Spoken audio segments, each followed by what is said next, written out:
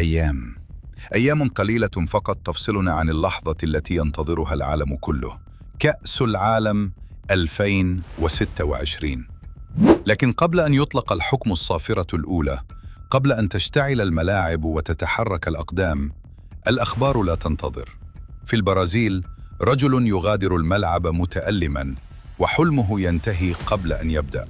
في فرنسا، مدرب ينتظر منذ أيام خبراً واحداً يريح قلبه. وفي برشلونة، ملف معقد بالملايين لا يجد له أحد حلاً.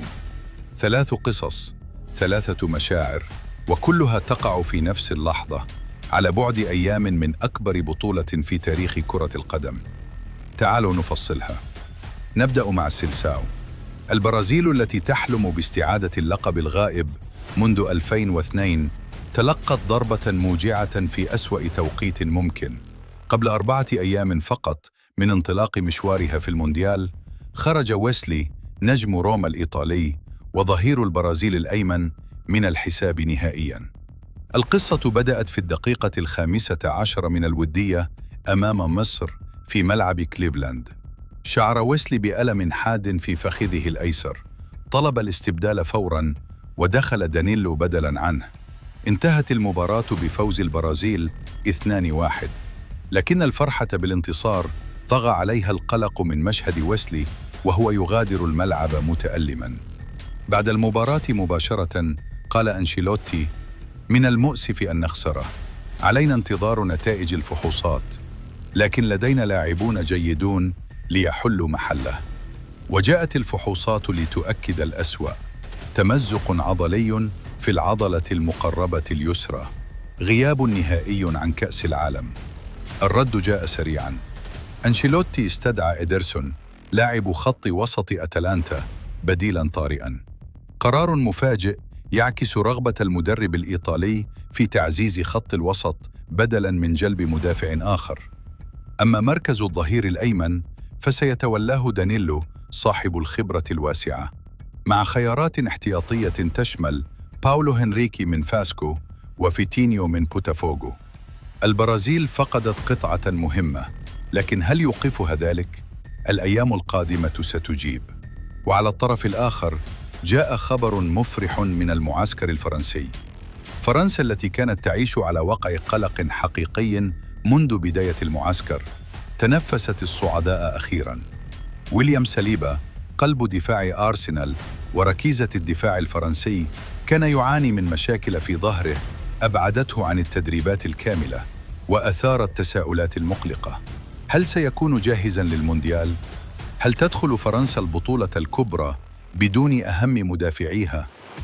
يوم الأحد وقف ديدييه ديشام في المؤتمر الصحفي وأزاح كل الغموض بجملة واحدة: لقد تدرب معنا أمس وهو في حالة جيدة، سيكون جاهزاً لمباراة الغد. ساليبا عاد، وفرنسا تخوض الاثنين ودية أمام أيرلندا الشمالية، الاختبار الأخير قبل الانطلاق الرسمي في المونديال. وتأتي هذه اللحظة في سياق استثنائي جداً، لأن هذه المباراة ستكون من بين آخر مباريات ديدييه ديشامب على رأس الديوك. رجل أمضى 14 عاماً في خدمة المنتخب الفرنسي، قاده لبطولة 2018 ولنهائي 2022، واليوم في 57 من عمره يودع بحثاً عن لقب أخير. أما الملف الثالث فهو الأكثر تعقيداً، وينتقلنا من الملاعب إلى غرف الاجتماعات، إلى معضلة برشلونة مع حارسها الألماني مارك أندريه تير شتيغن.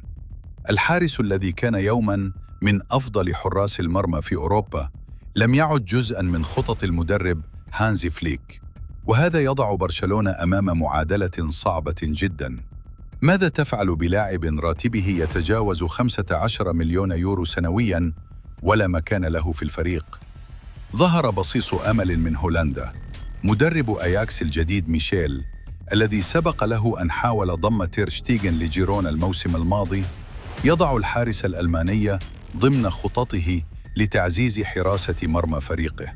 لكن هنا تبدأ العقبة الكبرى. أياكس لا يستطيع في أحسن الأحوال دفع أكثر من 1,000,000 يورو. وهو نفس المبلغ الذي دفعه جيرونا في الإعارة الماضية. ومعنى ذلك أن برشلونة سيتحمل وحده عبء الراتب الفلكي لإتمام أي صفقة، وهذا ما يريد برشلونة تجنبه بشدة. والأمر لا يقف عند المال فقط، فتير شتيغن يحمل تاريخاً طبياً مقلقاً بعد سلسلة إصابات خطيرة خلال العامين الماضيين، وهذا ما يخيف أي ناد يفكر في استثمار حقيقي فيه. لا أحد يريد المخاطرة بمبالغ ضخمة على لاعب لا ضمانة لجاهزيته البدنية.